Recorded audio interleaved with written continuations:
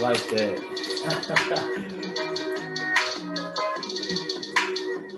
Woo! What's good, everybody? Welcome to the Pull-Up Show. My name is BJ Matthews, a.k.a. B Jizzle. And it's your co-host that does it the most. It's your boy, Rick Masters, a.k.a. Rick Masters 23 or Mr. Lee on Instagram. Hey, people, you already know what time it is. The Pull-Up Basketball Podcast shirts, red, black, white. But y'all already know that spill. Hey, we got the ticker down there, BJ Matthews, at Broderick Masters on the PayPal. Either way it go, BJs, we got a special guest tonight, so let's get into it. Throw the assist back to you. Like my man just said, going through our Cash App, $ BJ Matthews, PayPal at Broderick Masters. You know what I'm saying? Showing your love to the donation to the show. Especially appreciate everybody that comes through here, man. We got a good show for y'all today, as well as our shirts, white, black, and red as well. Like our boy Rick said, $30 for the shirts, $35 for the sweaters. All sizes included, both genders. You know what I'm saying? But we got a good show for y'all today at the Pull-Up Basketball Podcast. We have a special guest, former NBA basketball player, UCLA standout, current color commentator for the Houston Rockets, former player on the Big Three as well. Just an all-around basketball head, you know what I'm saying? We got Mr. Ryan Hollins at the show. My man, what's good with you, Ryan? What's good, brother? What's going on, guys? Salute, salute, salute. How's everything, man? How's everything going with you? Man, doing good, man. No complaints from my side. Yes, sir. Yes, sir. Yes, sir. So let's go and do a little icebreaker, Ryan. Let's talk a little bit about you, just yourself, man. Where you from, how you grew up, your little childhood, things of that nature, just, kind of get our feet wet.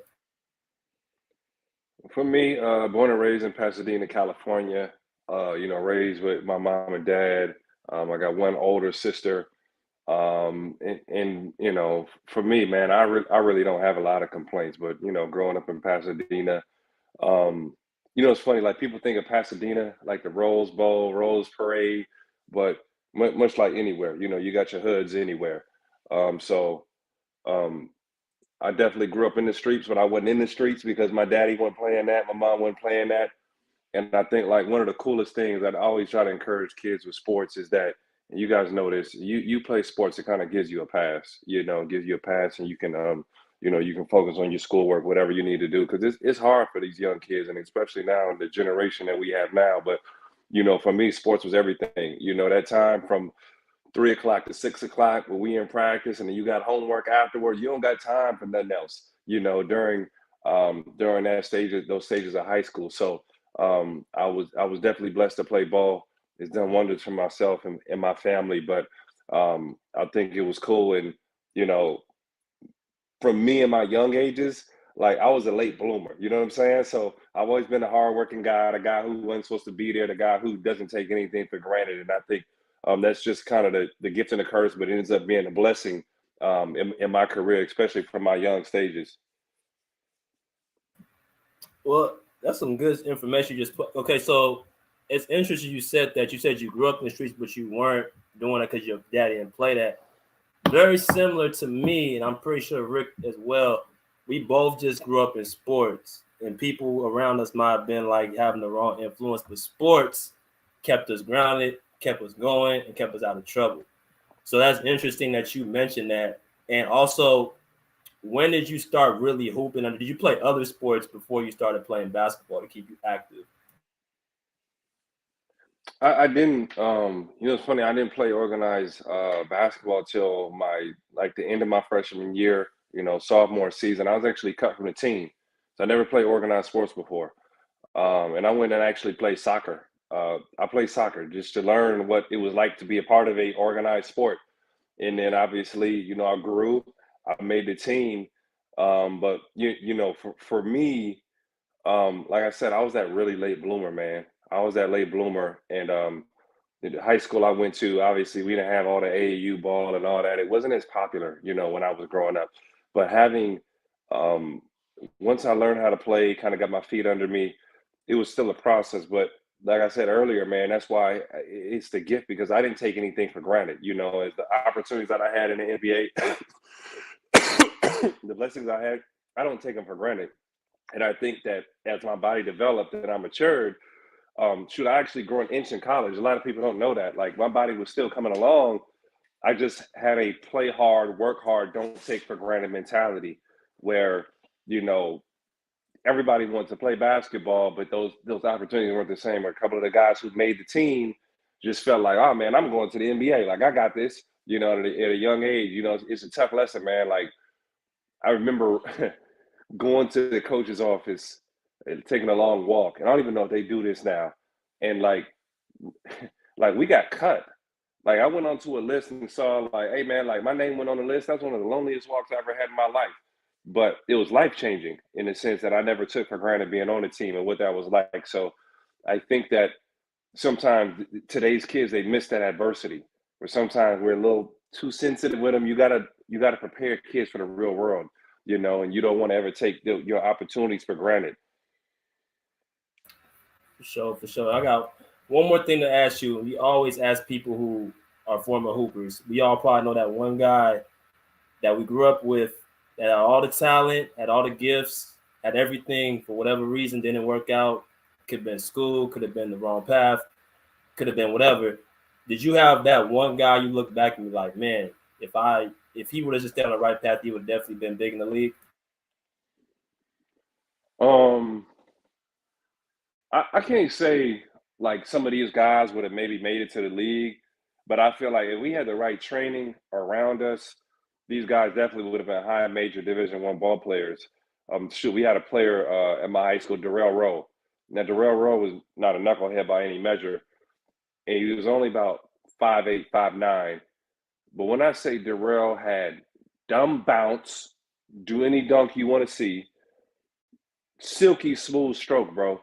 Like, some people just shoot the ball so pretty. You watch them and you like dang, like it just perfect shot, man. Like, built wide, like literally football player, husky wide. Darrell, one of my favorite players, man. But like, we didn't have the exposure in Pasadena. We didn't have those opportunities there. And I think, he's one of the guys that I'm like, dang, man, like Darrell had more opportunity, more chances, or, certain structure. Not that we didn't have structure, we just didn't know. We didn't know. You didn't get exposed to seeing what the number one players in the country look like. Traveling to AU and the competitiveness. You don't get to see that, and I think you get a chance to see that more. You'll expose yourself to those opportunities, and you're going to grow. Like, for me, like, college was like a shell shock. It was like, whoa, like, what is this? Like, this is a far away from Pasadena, but there's a number of guys, man. I was probably, for a long time, I was the worst guy on the team, man. I had a lot of developing to do. And like, my high school was funny. It was crazy. We were always small, like 6'2" playing center, so myself and my former teammate Seth ended up being about 6'6". We were like the tallest guys like ever on the campus, so I think it was honestly like it was cool to be a part of, but like, those are the guys that I remember where they were, and I used to look up to them, so it's funny how things come full circle. But Darrell always stands out, man. Like, he was talented, dude. I mean, he was so talented. Like, he had everything. And even if it wasn't basketball, he could have played football, bro, at a high level if he had the right like training and stuff behind him. For sure. You got it, Rick. All right. Yo, Mr. Hollins, thank you again for hitting the show, for blessing the show. I know me and BJ, we're very grateful, and for all the fans that are watching, I know they're grateful as well. So we're going to jump right into it. So with the high school life, man, now you did mention with BJ that pretty much, you see your name on the list. I think you mentioned that y'all were small. So I'm assuming you wasn't 7 foot yet. You was probably in that 6 foot area somewhere.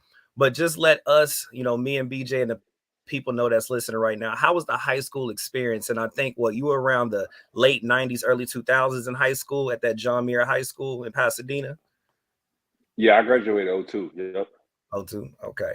So how was that experience, man? Like, the high school life, when it came from just being a regular teenager all the way up to just your basketball, like, how was that amalgamation? How was that mixture experience for you, man? How was that? Let us look through the lenses of your life back then. It's crazy for me. I was a late bloomer, like I said. So you got some kids, they in the 8th grade, they got full beard for all that. I look like a 6'7" kid. You know what I'm saying? So I had a lot of developing to do, but was wild. Like, and I encourage kids to do this today. I always dreamed. I always had a vision. I always knew, like I saw college. I never got wrapped up in a high school moment. It was like, this is fun. This is cool. I'm with my partners, but I'm like, I'm going to college. There's a next step past this. So I was always thinking, what's next, you know? And like I said, man, I kept my head in the books and I focused on basketball. And it was like, you know what? The girls that maybe weren't looking in or weren't paying attention, I always believed and I was taught that they're going to be there when you take care of business. You know, so somebody, look, we're going to keep it 100. Some of y'all are young fellas, they get girl crazy, they lose their mind. But it's like, if you focus on you focus on your schoolwork, all those girls are going to be there. Don't worry. Don't look at high school. Open your lenses, man, and look past it. I think I was blessed to always be able to do that. So I was simple, man. I was, and then the era we grew up in, the chip on our shoulder, homies for life. You know what I'm saying? Like that was our, like the motto. You just had big dreams, man. Like it kills me when these kids don't dream nowadays, man. Man, and so it's one thing you said.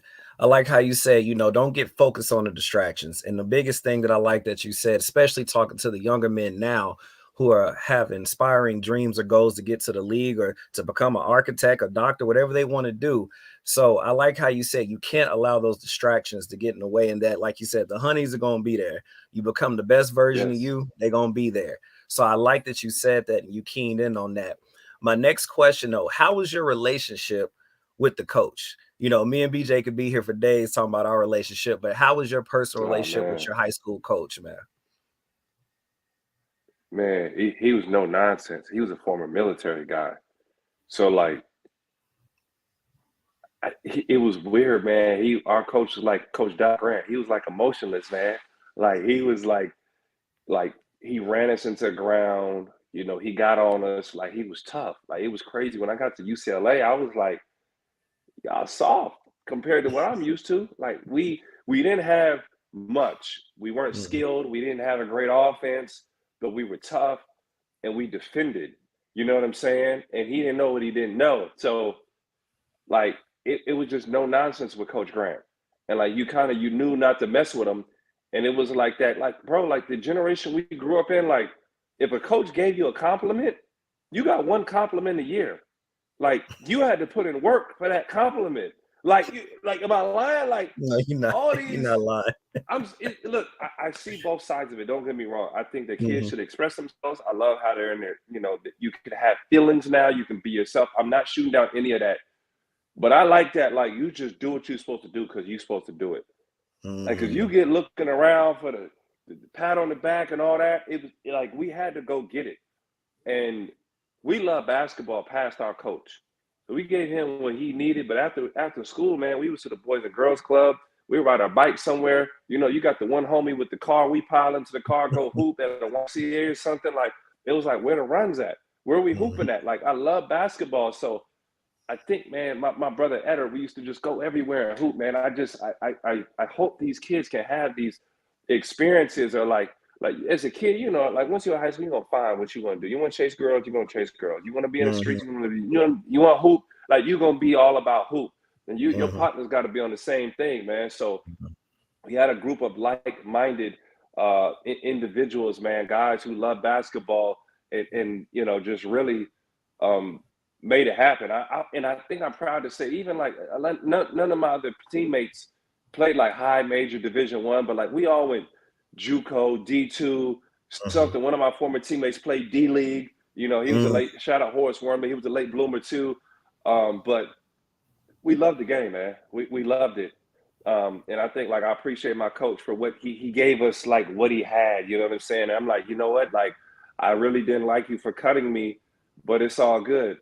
Like you don't understand. You made a diamond, bro. You feel me? Like you don't understand. Like you broke me down and made a diamond. I'm like a rock to a diamond with that. So you're not gonna be like this. Like, you're not gonna break me. Like, I wasn't gonna be broke. Like, you wasn't gonna out tough me. I wasn't gonna quit on a conditioning drill. Like, a lot of these cats want to play hoop. You can't even make it past the conditioning hell week. You're not really about hoop. Do you go hoop and go play when practice is done? Are you in the gym early? Like, if you don't love this, if you didn't have basketball dreams growing up, don't talk to me about who deserved the NBA and who don't deserve the NBA. If you didn't dream about basketball, if you don't love this, let me tell you something, man. If you ain't never cried over something, you don't love it.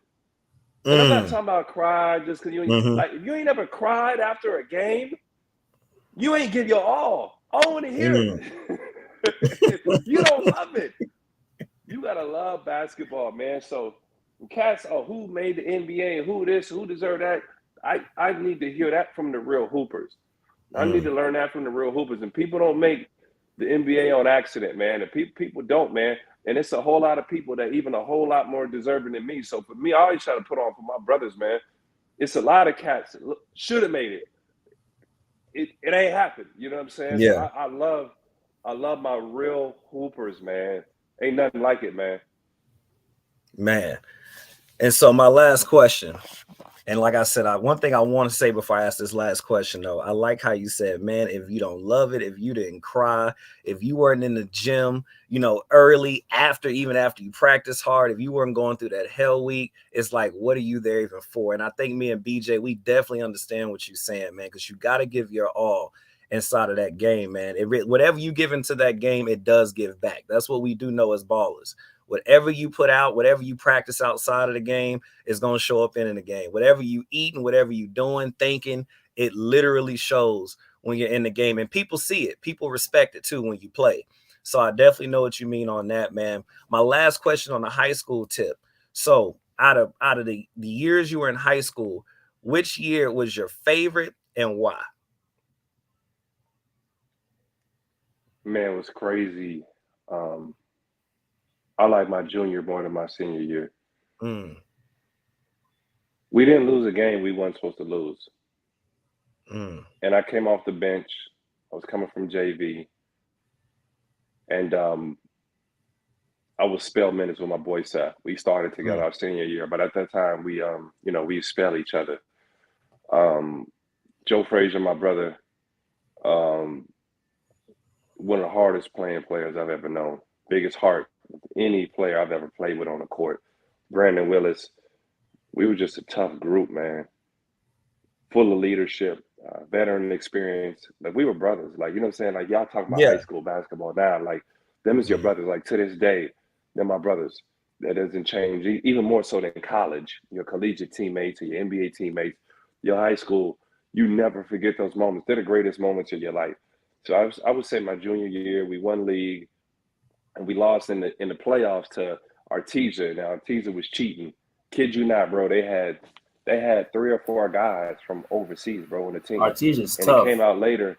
You could go look up Artesia. They had guys that were 18, 19, 20 years old, bro. I can't make it up. Playing high school ball. True stinking story, bro. And I think there was something about, like, I didn't go, like, nowadays, like, if you're 7 feet, you're going to go to a high, big name private or prep school or whatever. We didn't have that. Like, I walked to school, bro. I walked to school every morning. So I was at the school I'm supposed to be at. So I think for me, for us that year, it was a pride in that, like, these were our guys. We rode out with what we had. And I think it's something special where you have those special seasons. Then we went undefeated in the league, but you don't lose a single game you shouldn't have lost. That's all you ask for. My senior year, we were up and down. We went undefeated, like 17-0, and then tricked off in league. We disappointed. But I say going out and winning and taking care of business, like, those are the special groups. And then Joe had an opportunity to go to Northridge and play D1 at Northridge. He paved the way for me. For me at the time, we hadn't had a D1 player since, on the basketball side, since probably Jacques Vaughn. Since Jacques Vaughn, high major D1 since Jacques Vaughn. Man. And so segueing back to BJ, now, of course, We know that you went to the UCLA Bruins, obviously, man. We know that career. And I'm going to let BJ take care of that. But the last question, and BJ, you can pick it up after this.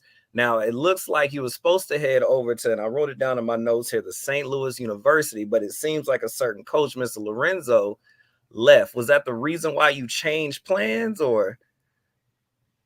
Yeah, 100%, man. You got a Pasadena kid to go sign at St. Louis University. I was a fish out of water, going to be with Coach Lorenzo Romar, man.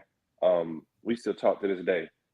That's one of the best men behind the scenes in basketball that you don't always hear about. And he was an assistant coach on those championship UCLA teams. And he just believed in me, man. We hit it off. And it was the hardest decision of my life not to go with him to Washington. And he knew that only UCLA could come in the picture. And it's funny, when I was in high school, I told you I was probably the last guy on the team. And I went and played at the Fairfax tournament. So Fairfax was big high school now. And back then, the Fairfax tournament, everybody was in it. And I remember I got in the game. We went to the championship game. We lost to Fairfax. And I literally ran up the court and back. And after the game, my coach comes in the locker room. He goes, "Hey, man, Division I coach came up to me. And out of all the players, he asked me about you."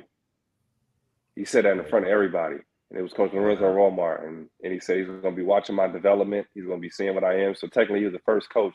Him and Randy Bennett argue about, he was the assistant. He's a coach at St. Mary's, head coach at St. Mary's. Shout out Randy Bennett and St. Mary's program. Those are the first two that ever saw Ryan Hollins, because I'm like, dude, I literally ran up the court, down up the court and back. And they're like, "We're going to be watching him. What's that kid's name?" And I'm like, wow. What? I'm like, what? Like, I'm trash at the time, bro. I don't even play. And they're like, "We're going to watch him." So those moments like that, bro, like I said, we didn't get a lot of, like, I don't want to say positive reinforcement, don't get me wrong, but we didn't just get patted. But like a moment like that, you're like, dang, all my work, like I got something to aim for, man. Like I'm going somewhere, so that made the grind even harder, man. You know, those moments when you grind in those little peaks, those little, the little sunlight beaming through. Exactly. Yeah, man. Yeah. Be jizzle. My man. Hey, shout out to Pasadena. Shout out to my man Sick With It, Robin Kennedy from Pasadena as well. You know what I'm saying? Rob was at the Boys Club too. You already know. Yep, Rob was at the Boys Club too. That's one of the OGs, man. Yeah, Robin, a cool dude, bro. And let's go into your college career, because everybody from LA knows UCLA is a dream school. Before we even get to like you stepping on the floor, tell me what your reaction is. You going to UCLA and you were getting that letter of intent, the LOI. So walk me through that story. I wanted war. They didn't believe in me. They ain't take me out of high school. They ain't look at me. They ain't give me a letter. So my fantasy of starting varsity at John Muir, going to UCLA, starting at UCLA, and then just going to the NBA, my fantasy was over with when these fools didn't pick me. So the only reason that I chose UCLA was because I knew that I'd make it to the NBA from there. And any other means, I wasn't going to UCLA. But that's why I went to UCLA, because I knew I'd have a chance to make it to the NBA from there. But when I went there, it was war, because they didn't believe in me. They didn't rock with me. I not to say I didn't rock with them, but like it wasn't a fantasy no more. I came for business, and they ain't know my name. They was gonna know my name by the time I finished. I ain't like nobody. Not to say I didn't like nobody. I was happy to be there, but it was just like it ain't all it was cracked up to be anymore. And that was, my mindset coming into UCLA. And I'm glad I had that from a young age, because let's say I just had that letter of intent from day one outright, rather than St. Louis. I might have been fat and happy. You know what I'm saying? So God's always had a way of keeping me humble in my lifetime, especially in those moments. And like I said, like UCLA, like I had a chip on my shoulder. We had to fight, because you had something I wanted. I was supposed to redshirt. Like I came in for war. They don't understand. Ryan Hollins came in for war. I was gonna make myself a ball player and die trying. And I was blessed to be able to do it, man. and I took advantage of the opportunity. But like I said, imagine if I was fat and happy going into that situation. I do believe in the basketball is crazy, and like even in my career, like the ones that seem to get everything, especially in high school, you know what we're talking about. Get the McDonald's All-American, the Reebok, the Jordan Classic, all that, just all the camps in high school, the big time players. For some reason, when they get to college, they don't seem to pan out as quick as the guys that, you know, go for 4 years and have to go through the grind and have to be the underdog. Like those guys seem they usually make it to the league, or they have a little longer career. Like you kind of see that as well, and you kind of see it different. It's even worse now because these kids are celebrities. Um, Man, this you talk about a guy who never made it. My brother, man, Evan Burns. Evan went to Fairfax. So we both freshmen at the same time. Evan Burns actually probably should have came out of high school to the NBA. Evan Burns is one of the coldest basketball players who never made it, bro. 6'8", big hands, J ball, pull up jumper, um, free throw line bounce. He used to go up in the free throw line when in high school, and he used to palm the ball, tap the backboard. You know, it was a big thing if you tapped and made a layup, like in high school, like I'm tapping, right? This dude would tap the rim with the ball and dunk it. Like Evan Burns was different, bro. Big guard. And he signed to UCLA with us, and Evan couldn't, didn't make it. Then he ended up getting hurt, hurt his leg at San Diego State, and never became what he's supposed to be. But Evan Burns is by far one of the coldest guys. 10 times should have been in the NBA over me. Like that dude right there, I'm telling you. So it's humbling, man. But like you said, Evan was one of those guys that had everything, man. And it's tough when you have everything at such a young age and you got to go grind. Like you got to love the grind, and like that's why I say I never take it for granted. Like I'm thankful that I was cut. I'm thankful that UCLA didn't pick me out right. And you get older, you find ways to get those chips on your shoulders, and that chip becomes your success, and like I said, loving the grind in a different way than other people do. That's all facts. Let me ask you this: in college, obviously different from high school. What are a couple things that you saw that were different? Did you see, of course, the speed of the game and the crowd and all that stuff is different from high school? But kind of tell me a couple or one or two stories you saw in college that was like, oh wow, I'm at UCLA for real. Positive way or negative way? Give me one positive, one negative. I felt like we had a lot of guys that didn't love basketball, and I was blown away by that. I'd have, me and my homies would have gave a body part to be there. Like, am I lying? And you had a couple of these guys just taking that out experience for granted. I was blown away. Like, it was probably 3 or 4 real hoopers on the team. My roommate at the time, he was a real one. He loved basketball. TJ Cummings was a real one. We had a lot of guys who loved hoop, but I think they just had certain opportunities. I'm not saying everybody was soft, not like that, but it was like y'all ain't wanted the way I wanted it, or we wanted it. So I think that that threw me off. But I think the positives of UCLA. I mean, where do I stop? Um, I got a chance to play in front of John R. Wooden. That's different, man. Not a lot of people will ever be able to say that at the UCLA experience. Um, I've had doors open to me that I would have never seen coming out of Pasadena. I got culture to the world. Um, I was in college with Olympians and gold medalists and politicians and entrepreneurs and, media personalities, NFL players, Major League Baseball players. I was a part of something, an experience that I hadn't seen before from Pasadena, and I got to experience the real world. So I know a lot of people get down on college now. I'm glad these kids can get paid, but for like a Ryan Hollins needed college.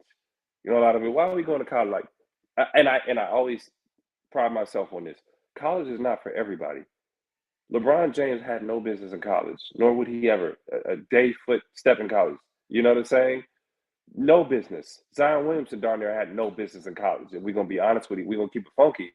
But Ryan Hollins, college did me very well, So I think in that regard, um, you have to weigh out where you are in life, And for me, like I said, I grew an inch, got a chance to do track and field. And for those who don't know, like I was young. Like I came into college at 17. I started school at 3 years old. I was 12 years old starting high school. So my body got to mature. So some of the freshmen were my age. We were both 20, 21 years old. You know what I'm saying? So I got a chance to mature. And I think that was like the real cool thing. And like, a lot of kids, the hold back wasn't cool. Our mindset and mentality of being held back was like you were stupid. Forgive my wording, but it was like you were stupid. Nowadays, you understand the benefits. My body can physically mature.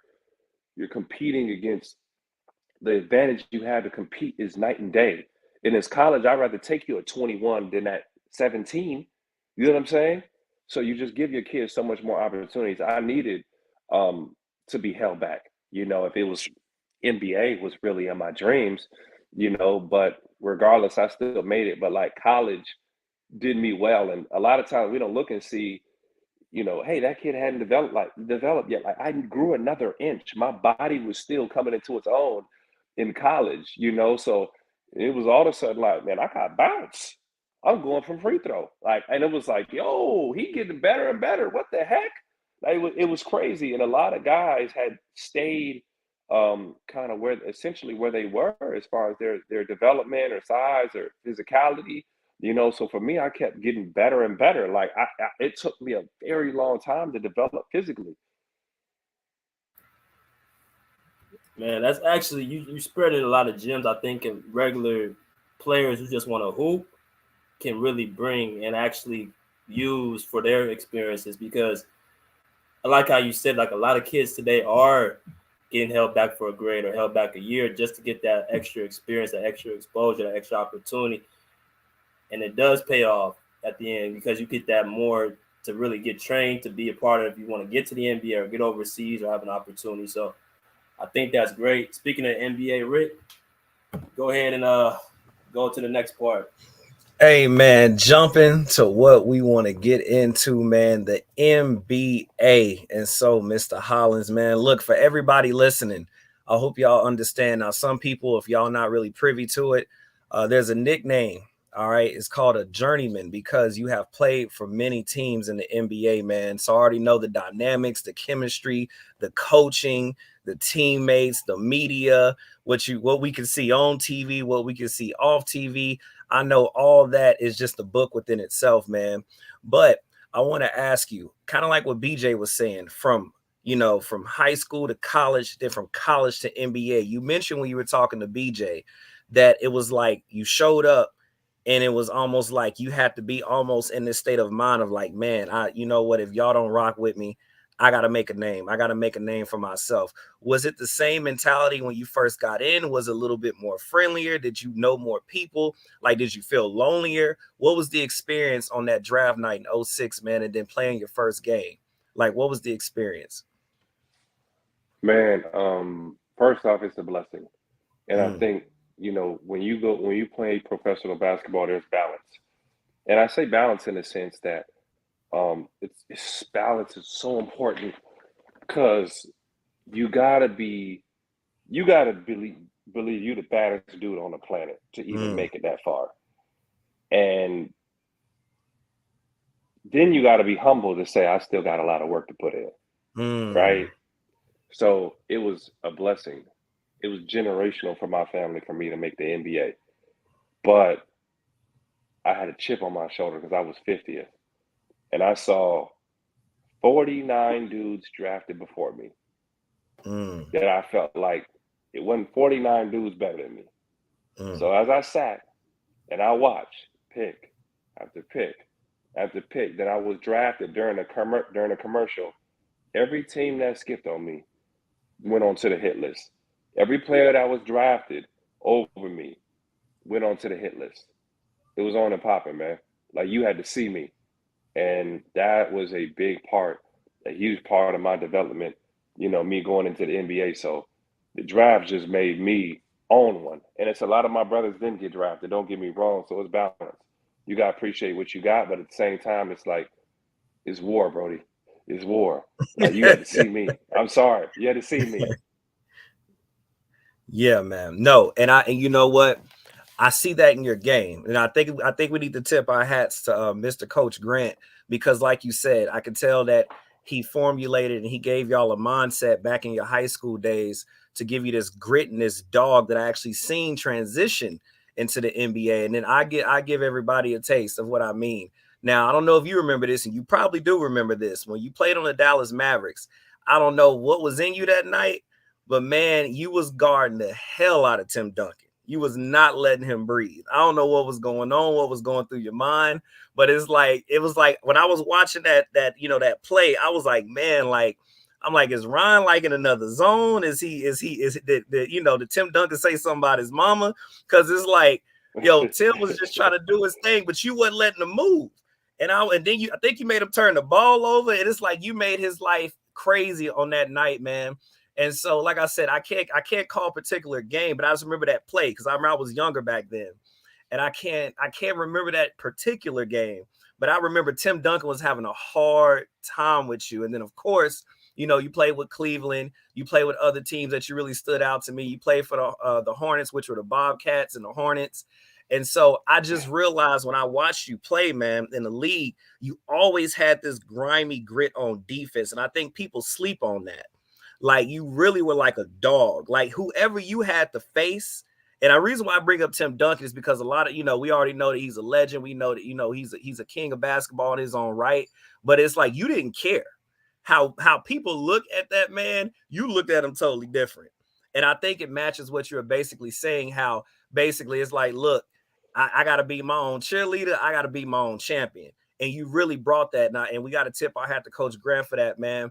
But what I want to say is, when you were, because to me, you really could play in either era, and you were in a weird era too. Like, you were in that transition stage, in my opinion, because it's almost like, okay, you had Kobe in that squad and they prime, so you got the KGs, all these people. Then you move further, and of course you saw Kobe retire, right? Because I think he left at 16. So you're in this weird transitional era where it was like you got the dogs. Then of course you saw how it transitioned to the floor start opening up, and so I wanted to ask you personally, man, do you feel that you would have played better in a different era? Because I honestly feel that sometimes I just feel like it's underrated for Hollins, man, because me as a basketball player, I would have been like, man, I ain't trying to hold Hollins, man. This dude trying to punch me, and this dude is a dog, man. He is on you. Like, you taking charges at 7 foot, like you getting alley-oops out of nowhere. Like, man, just talk about that, man. Like, do you think the era was right for you, or do you think you would have did better in a different era? Like, what do you think, man? Man, this generation of basketball would have been gold for me. In the sense that I love switching. I love switching on the guards. I love guarding guards and switching and moving my feet. And like, it was a real challenge because Coach Grant, I didn't know I was a big man. I didn't know I was supposed to be it because we had a lot of short dudes on the team. So we used to have to do every day closeout drill. Close out, get in the stance, slide your feet, slide them to the baseline, take away the jumper, then slide and take away the, like, you had to get 3 stops so you wasn't getting out the drill. So I didn't know. It's funny, like, Darrell Rowe is crazy. And my brother right there, Darrell Rowe was, 2-3 years older than me. He used to watch me like, bro, you're going to make it to the league one day. And a lot of people at that time, growing up in the hood, they used to tease me, oh, he's skinny, oh, he this, oh, he that. And Darrell would be like, nah, you don't understand. He looked like a baby. He's 6'7" right now, and he's just as athletic as the guards. Like, y'all don't get it. He's athletic as the guards, and he's not done growing.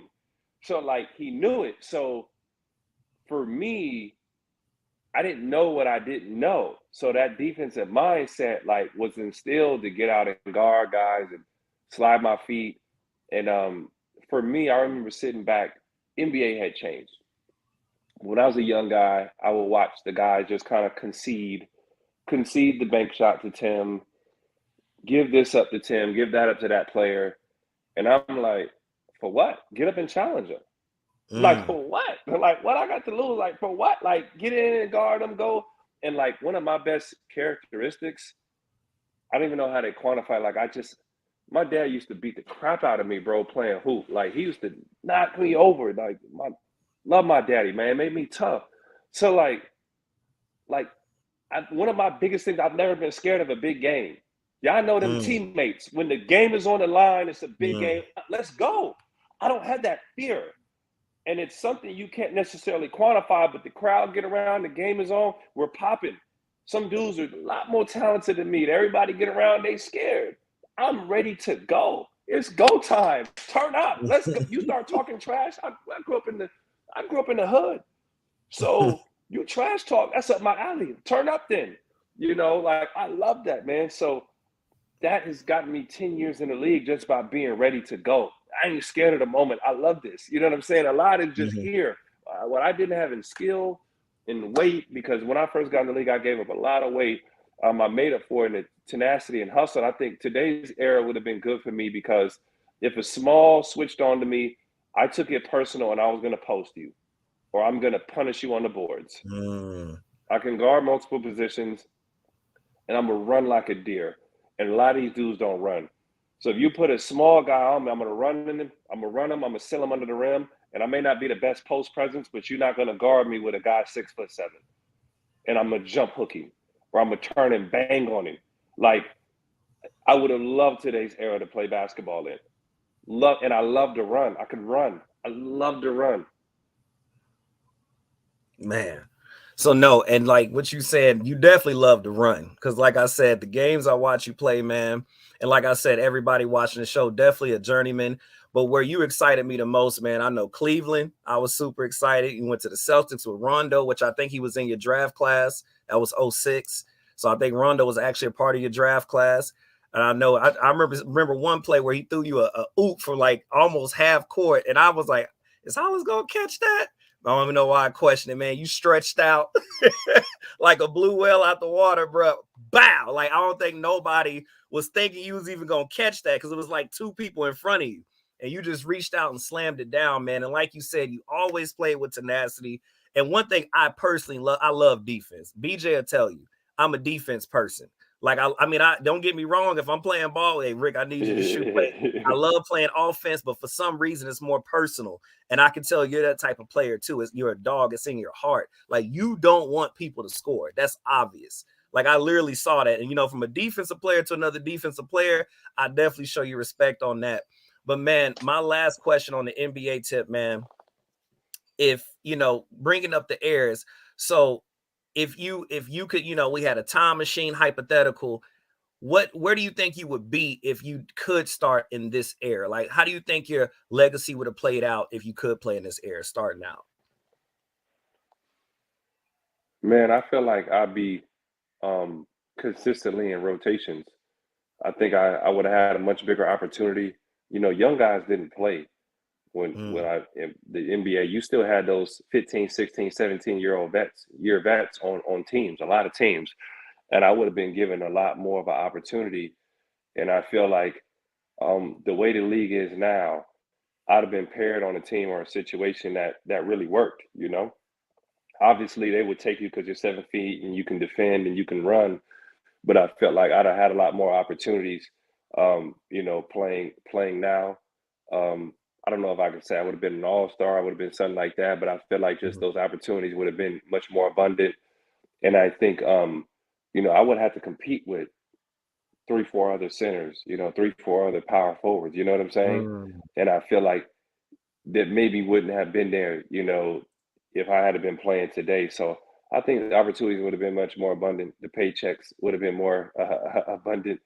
But I can't change a thing from what I've had. But I feel like I definitely see certain things, and it's like, hey, like I joke, like I may not be a post-up player, but I will post up in these situations or find a way. Yo, B Jizzle, back to you. This is good, man, because I think it's Ryan, you could tell, has a high IQ for basketball. And this era, if you were in this era, bro, like really, I think you would be an all-star caliber player. Just based off the basketball sense of it, because of what you brought, the energy that you brought, and plus we're in a small ball era. You've been able to switch on a lot of the 2s and 3s. You have the length and the athleticism, high jumper, all that good stuff. Be able to switch and stuff like that and take the defense out of the ball seriously. A lot of players would love to play with your type of playing style. So I definitely think it's something valuable that we have to bring up. So go playing in the NBA for 10 years, play a few years overseas. You play with the big three for about 3-4 seasons. Can you kind of talk about after basketball, like with your analyst career, like what have you found out and how did you get a part of being in that sequence? For me, as far as being an analyst, I was the guy that, when you're blessed to play 10 years, you get to start thinking past basketball. First we just fighting, we scrapping just to be in the NBA. And then when you're there, I try to take advantage of everything because I was one of the guys who appreciated what I had. And NBA would give out these courses: business, marketing, technology, broadcasting, coaching. I try to take every course I could, literally every single course I could. Sign me up, I take it. And broadcasting caught my eye. And when I jumped into broadcasting, like it was like I lit up. It was like something I sucked at. I sucked at something else, but I want to be good. So it was another thing like basketball, like I want to find out how to be good. And I don't know, I'm not good now, but I'm going to figure it out. I'm going to keep beating away at this thing. So while I was playing, I would go and do radio. I did some blogging. I did those things to try to learn the art because I knew that the more reps I could get, the more chances I could get, the people that I'd be around, Max Kellerman, Marcellus Wiley, started ESPN radio over in Los Angeles. And I had no idea what I was stepping into, but I was learning those reps. I was getting those opportunities. I love sports. I knew it was something I could do. And I had to learn the craft because, as you know, like there's a difference between a podcaster, a play-by-play guy, a radio person. Like I had to learn this stuff. I didn't go to school for this, and I had to pick people's brains. I had to ask a million questions. I had to force my way on the shows, and I had to make myself good. I knew I was smart. I knew I could speak. I knew I had great personality. But it's like, how can you become this guy on these shows? And I think that that's what I learned. And like it's wild, bro. Like you look back and I look around and it was almost to an extent that it's like I'm much where I shouldn't be. Again, I've overexceeded. And then like I look around on this side and it's almost like I'm an all-star compared to where I was a role player. And I don't see myself as that by any matter. That's not the type of guy I am. You guys know that. I'm just blessed to be here. But like I put in that type of work. I grinded differently. I saw it more so as the NBA. I was happy to be here. And it got to a point in broadcasting where I had my family. I was like, I'm taking this. Like I'm beating doors down. And I'm never too big to do anything or any job. And I feel like those opportunities just have done wonders for myself and my family. But like I attack broadcasting different. Like I grind different. I got that same grind on this side that people will never see and understand to figure out how to do this side of things. So I attack broadcasting different. I eat, sleep, I breathe it. I'm watching film on my opponents. I'm trying to be better. I'm competing the same way. Why is he on the morning show and not me? I wanted every job and every role, which means I had to learn it. And then I had to be real with myself and say if I deserved it or not. So I attack it differently. Y'all will never see this, but I attack broadcasting differently. I told people, I said, I work like the intern. I learned every role on the show. I learned what the producer did. I didn't understand anything. I learned who the talent manager is. I learned who the booker is. I learned what the marketing department did. I didn't learn any of this. I'm just a hooper. I'm just watching. He said this, and she said that, did it, yada, yada. Like, you know what I'm saying? But I had to learn the business behind the scenes because I didn't have I wasn't going to get the same opportunities of a former Hall of Famer or All-Star that was just going to be thrown on the big name show. I had to go get it. So I knew not only did I knew that, all right, I was going to come in and I was going to get a chance by being former NBA center, right? I was going to get a chance, right? That guy's going to get a shot, all right? We'll give you a look, right? We'll give you a tryout. Then I knew when I had my shot, I had to be good because I couldn't just Ryan Hollins wasn't good enough. And a year or two after the NBA, you're going to get your looks a year or two out because you played against LeBron. You played against Chris CP. You played against these guys. You played against Rondo. Those are relevant names, but the further out you go, you're just being a part of it or being around those guys does not mean anything anymore. So I had to find a way for my talent to outlast those opportunities, if that makes any sense at all. Like I had to be able to last longer. I had to be really good at what I do. I figured I had to be really good at it. I couldn't just be the guy who just showed up and was there.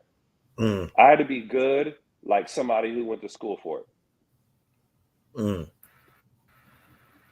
All right, I'm gonna ask one last question and bring it back to Rick. Also, if you cool with it, Ryan, can you do like a little 10-minute questionnaire with some people? Yeah. That's cool.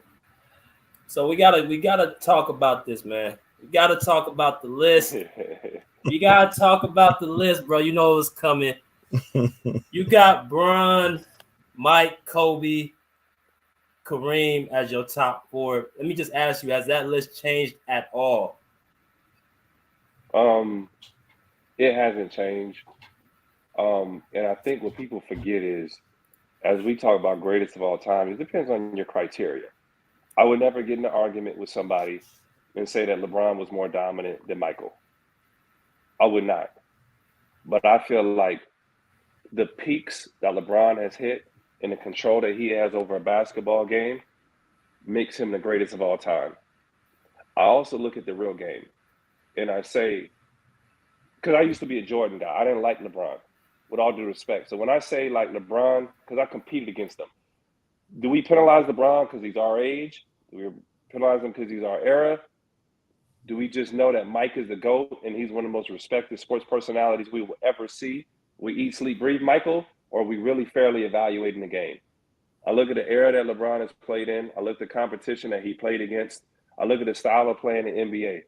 I look at that LeBron at championships levels has to play teams in the playoffs that have 9 different defenders that can switch onto him and guard him and have to take him out of the game. I look at the fact that LeBron is going to go down as the greatest.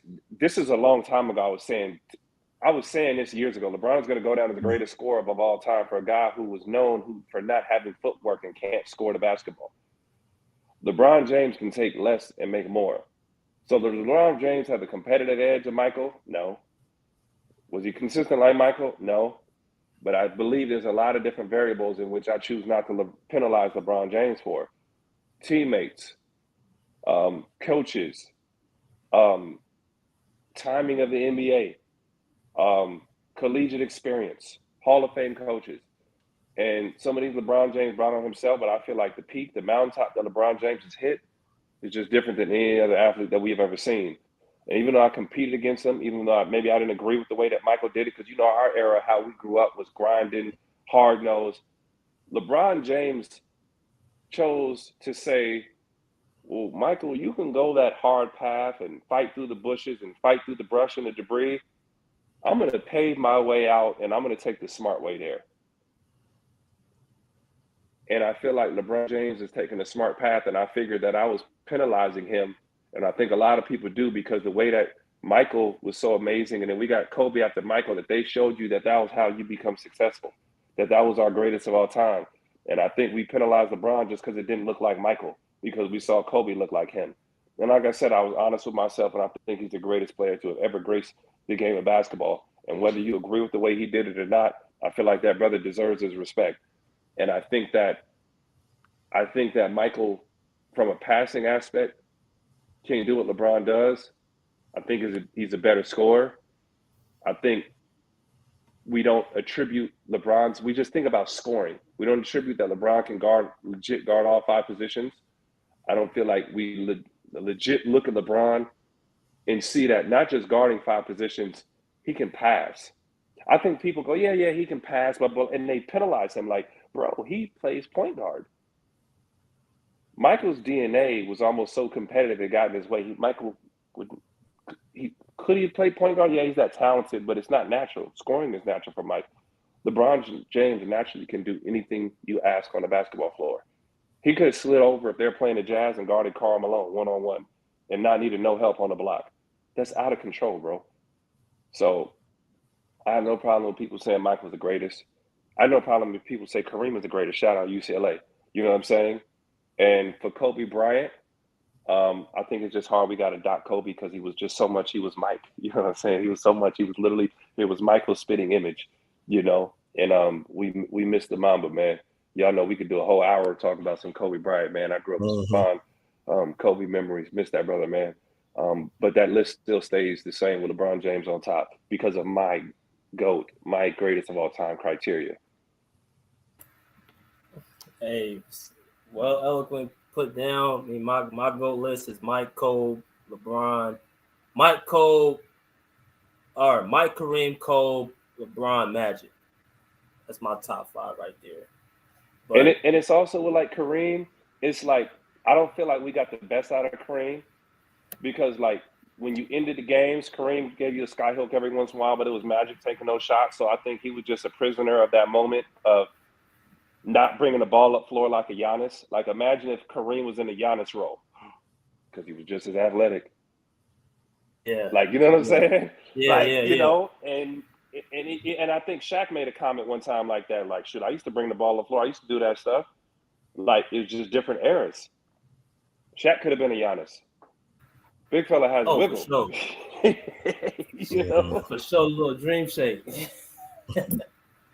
Yeah. Yeah, man. My man, Rick, you got anything left, man? Oh man, the only question I have left, man, is that I was reading on you and everything, man. Now this is still basketball because I actually saw this on basketballreference.com. My only question before we start letting people in, man, is why do they nickname you the Booty Call? What's going on with that nickname? It's fake news. Okay, fake news. Basketball Reference they're gonna get a defamation lawsuit from me if they don't change that. Okay. I'm about to say because I'm like that's the only thing they had. I'm like they can't. I never heard that. I was like, let me ask the man himself. Man, come on, man. So I was in Memphis, and shout out Tony Allen, bro. That's one of my favorite teammates ever. Tony's doing this interview. Tony Allen, yeah. And man, I was blessed. I had one of my favorite years in the NBA was Memphis, man. Even though I was back and forth. And Tony Allen, when he's just such a fun person, when he gets to talking, And they go, man, Ryan Hollins has been good for you guys. You keep bringing him around. How's he, work for the team and the season and all this? And he goes, you guys got any nicknames, anything about Ryan?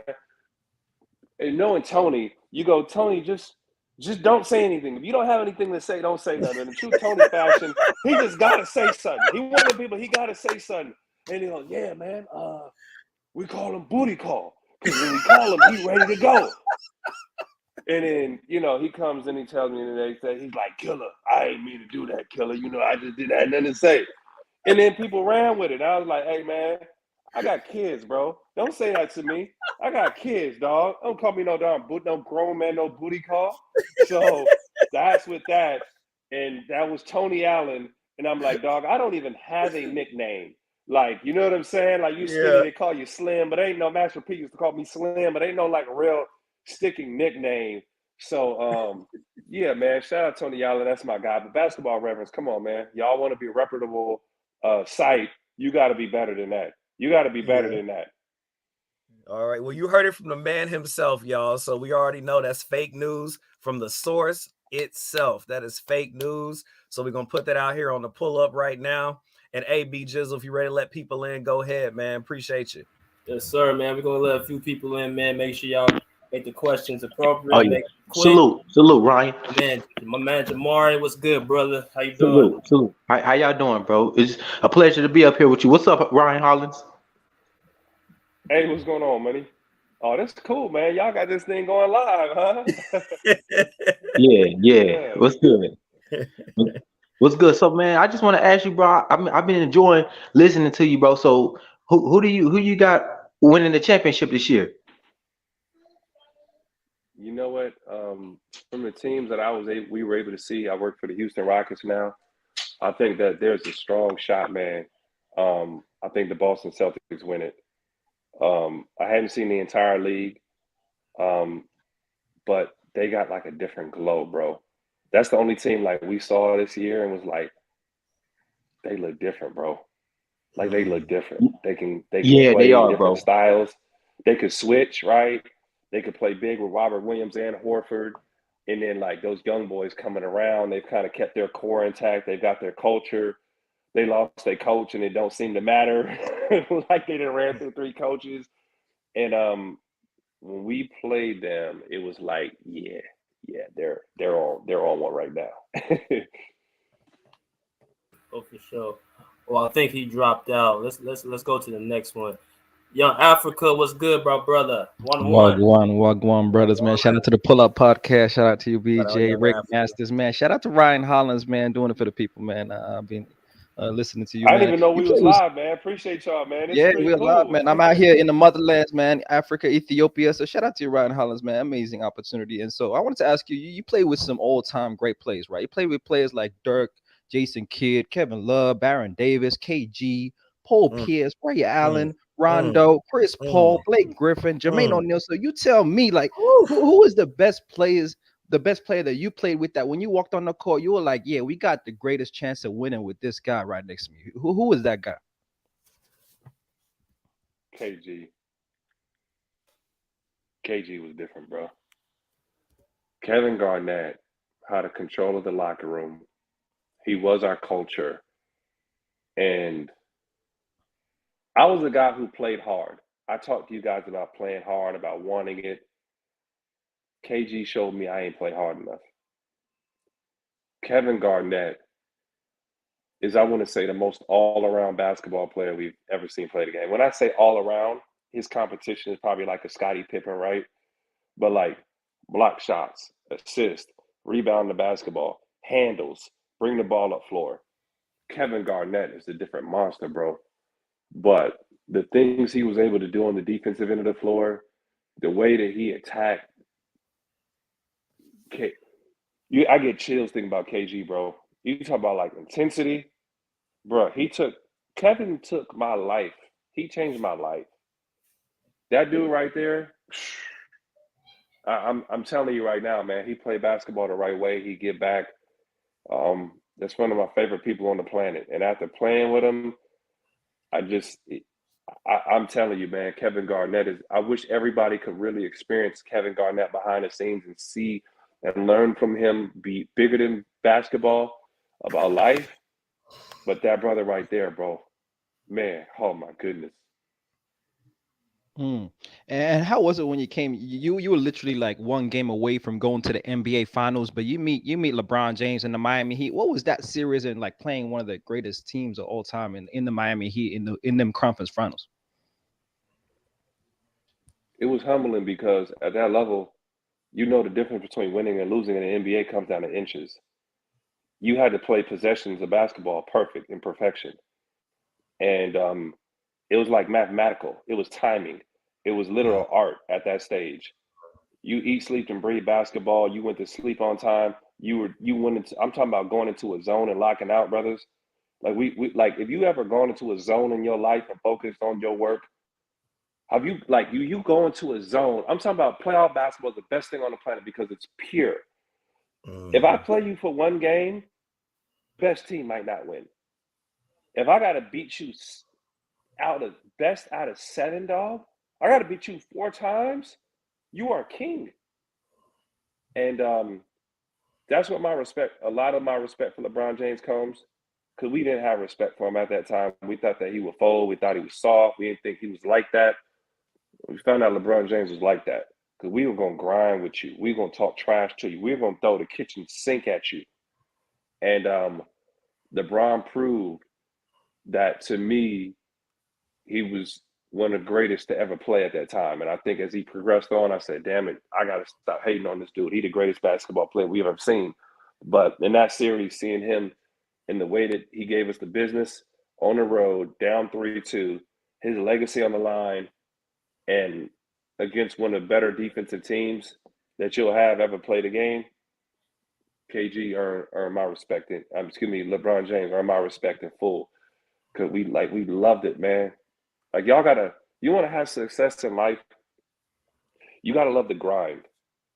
If you don't love the grind, if you don't love what you do with a different passion and mindset, and you eat, sleep, and breathe it, stop wasting everybody's time. Don't tell me you want to be something in life or you want to achieve something, or you're somebody, if you ain't grinding like that.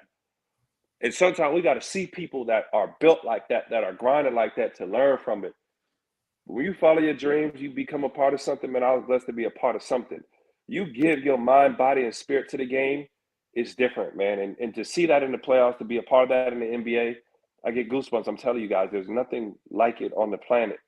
And you go in and really commit yourself to something and just see what that sucker don't turn out to be. When I hit broadcasting, man, I was working. I get to ESPN, I get up at 5 a.m. I had to be in studio at 6, ready to go. Not in studio at 6, like ready to go at 6. I had another hit at 8, another hit at 9, another hit at 11. I might eat at 12, be out there by 2:30, and then I was scheduling meetings so I could get advancements or more opportunities. And then I would have to come back 8 or 9 o'clock and do more hits for a month straight on the road without seeing my kids, my family. So you're not grinding like that. Or you tell Ryan Hollins, I don't belong in the situation, in the shoes that I'm in. Tell me what your grind looks like to tell me where I shouldn't be there. But I respect any man, woman, whoever. You go grind, you go get it. Like it got to look like that. A lot of cats, I should have this, I should have that. I should have a Benz, a Maserati. I should be on the show. I should be in the NBA. What's your grind look like? Before we even had a conversation, and then come back and do it every single day, fam. So to answer your question in short, to be a part of that was nothing short of special. I have a different level of respect for LeBron James because I saw that from him, and he knows what the grind is, looks like. But LeBron James just has this special ability where he can turn it on and turn it off. Like Michael Jordan, like Kobe didn't turn it off into the farewell tour where he just enjoyed the game. Michael Jordan wants to beat you in sock racing today, whatever it is. You know, pillow contest. Michael Jordan will beat you in it. LeBron James can turn it on and off. He's just a weird individual like that. He can take that switch on and off, and a lot of guys don't have the ability to do that. Great answer. Great answer. My man. Let's go to my man Bubba. Appreciate you, Young Africa 1-1. Yeah, that's amazing. What's up, Bubba? Crazy. What's good, man? What's up, BJ? What's up, Ryan Hollins? What's up, brother? Pleasure to talk to you, man. So I just wanted to ask you just 2 questions. The first question is, if you had the chance to do this all over again, are there a couple of things that you would have done differently? And if so, what are the things that you would have done differently? I would have been more assertive on the basketball court. I would have learned the business behind the scenes more, and I would have been more selfish. I prided myself on being too much of a team player.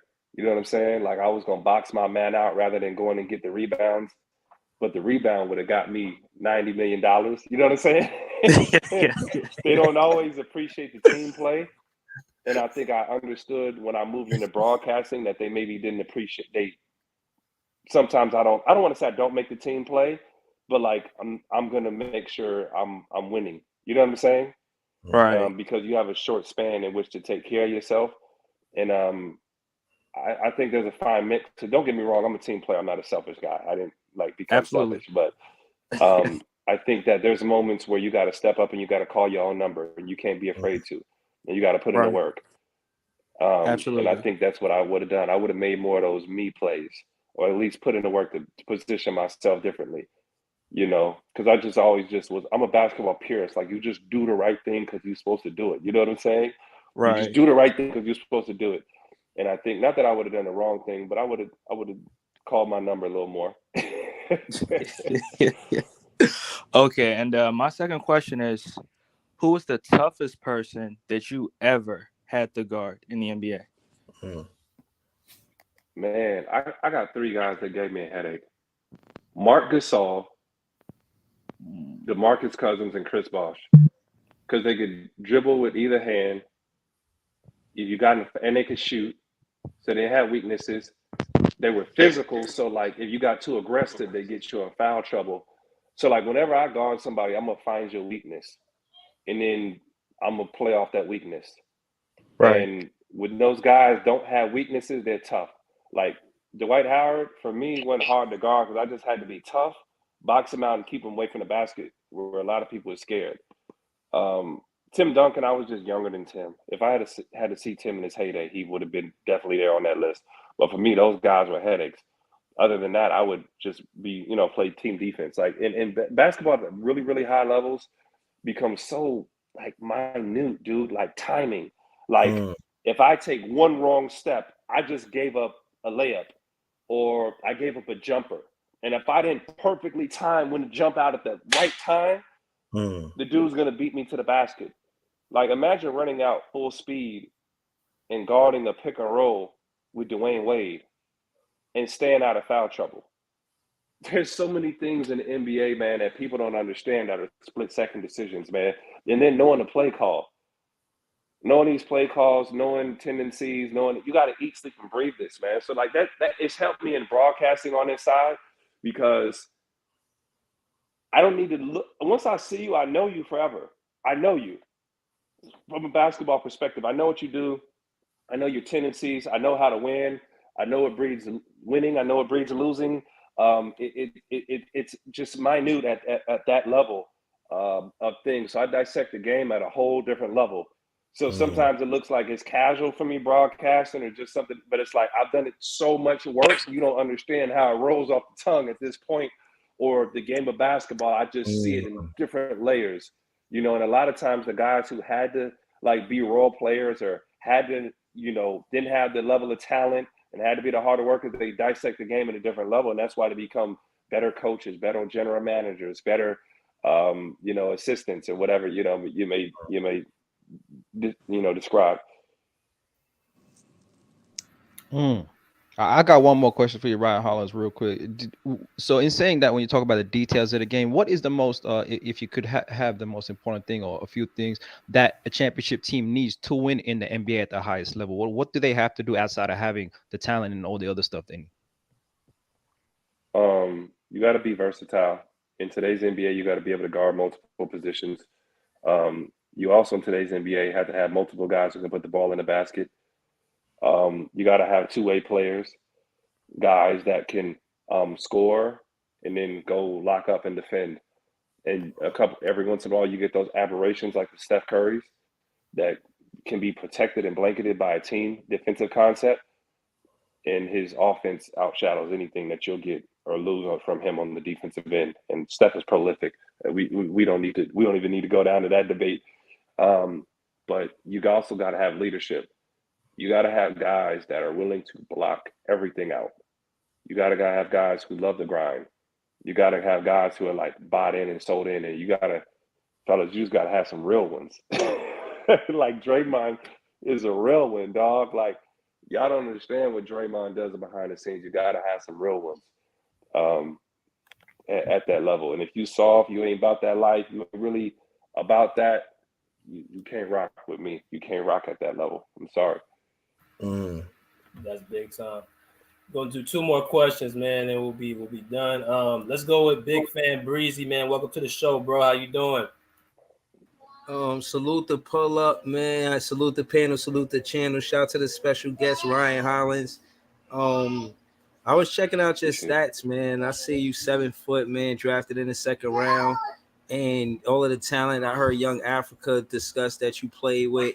My curiosity was, I was listening to a game the other day, and announcers was talking about how significant role players are. And when you think of the percentage of role players in contrast to all-stars, it's 3% of the NBA has been all-stars, and 97% is role players. So my question to you is, just kind of break down or articulate the significance of a role player and and just balance like the difference between chemistry over an extra player that might be more talented, that might take away the chemistry when building a championship team. If you understand my question, like, is chemistry greater? Is chemistry greater than adding a piece on a team that might be a little more talented?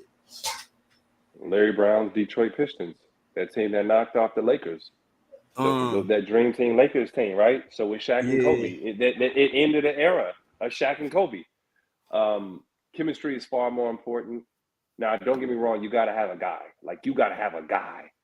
But culture is going to get you there. Chemistry is going to get you there. You're a guy who can go make a shot when it's mano-a-mano. There's not many of those KDs on the planet. You need one of those. Don't get me wrong. And then after that, you need chemistry. So you need a Kawhi or a LeBron or a Steph or a KD.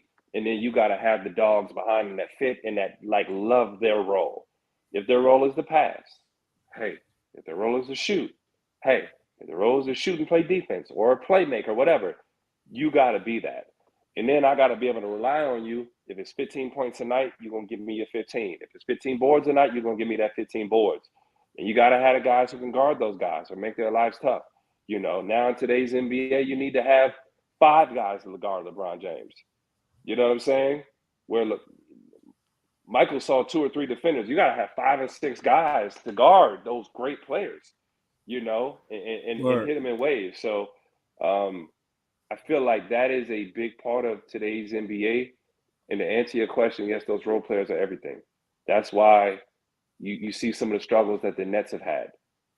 Because those people, those pieces that fit, they got to really, really fit. And I think they have some good stuff there.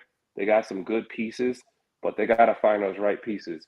And if you ever wonder why Draymond Green keep making so much money, why he keep hanging around, why he just win another championship last year, he's that glue. He's that fit, man. Like, boy, LeBron would love to have had him and Draymond Green, bro.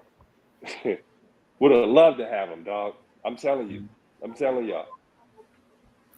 So you're saying dogs and glue guys? That's what you need to make it work. Dogs and glue guys. You need chemistry. You got it. Like, to win a championship, there's so many things that have to go right, fellas. You got to have a guy. Or now in today's NBA, you got to have 2 guys, right? I think you can still win with a guy, right? On the wing. You got to have a wing scorer that can go get it.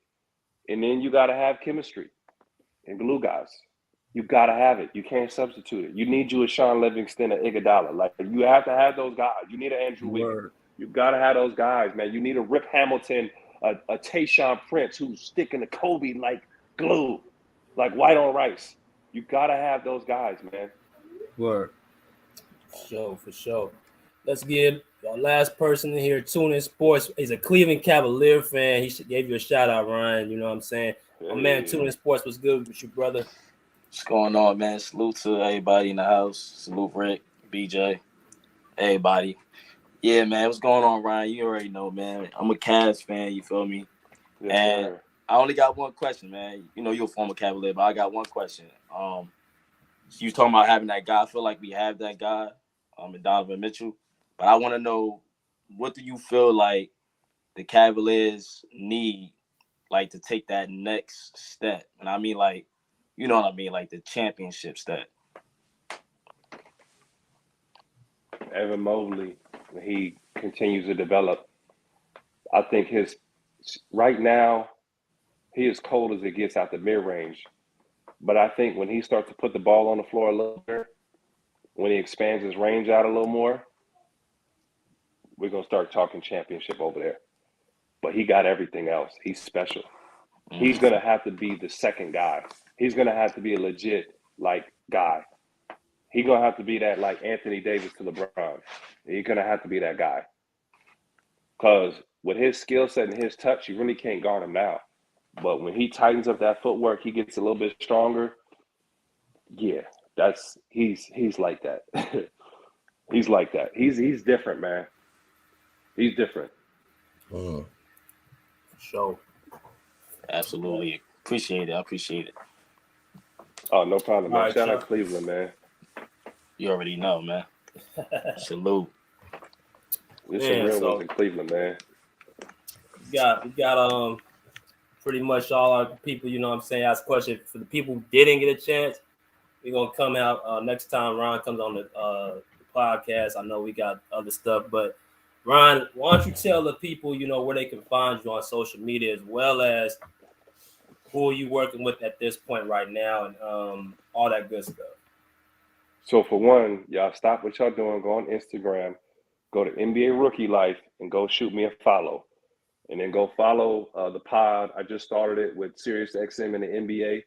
And we're interviewing, current players, past players, NBA personalities about NBA Rookie Life, about what these guys are doing. It's a fun listen, but I need y'all support with that. That'll be huge. Blessings to you guys for doing that. Go listen, shoot me a listen. We only gonna have more fun stuff on there. Be a quick, fun listen about what these young guys go through. And for me, just represent with my Houston Rockets, man, doing color commentary with the Houston Rockets is an absolute blessing. We got a fun group of guys. Look out for the Rockets within the next year or two.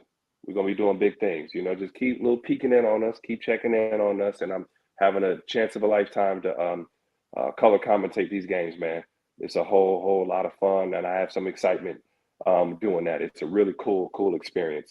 And check us out when you check me out, with that when you get a chance. But shoot me a follow. But more importantly, see that NBA Rookie Life podcast and check me out there, man. It's really cool having that opportunity and sit down and just show you how great these young guys are, man. Rick, you got anything else before we end up with Mr. Hollins? Oh, man, the only thing I got to say is, man, again, thank you for your time. One thing we cannot get back, everyone, is our time. It just chips away at us, man. The first slap and cry, we all start to die. So with that being said, man, all I got to say to you, Mr. Hollins, is thank you for your presence. Thank you for your time. Like you said before, with everything else, taking time from your family and the things that are important to you, we take that very personal, man. So we appreciate you. Hopefully we see you again, man. And many blessings and dreams that you are pursuing, man. I mean that. Appreciate you guys, man. For sure, man. For sure. Definitely be in touch, Mr. Hollins. All right, fellas, and we'll don't trip. I gotta run. The wife is on me. We'll chop it up, man. I need to talk with you guys, man. And shout out the chat. Shout out you guys for repping in here. Appreciate you guys, and we'll do it again soon. And y'all write me. Y'all hit me up. I appreciate the love. For sure. For sure. All day. Love. All right, guys.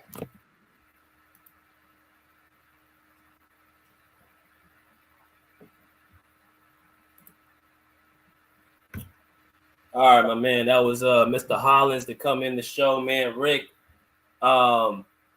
definitely something that I think a lot of people really enjoyed that show, man. Actually, man, I learned some stuff about Ryan I didn't even know. Yeah. You know what I mean? Just the way he broke down things in the game and how he talked about his life and his experience in different.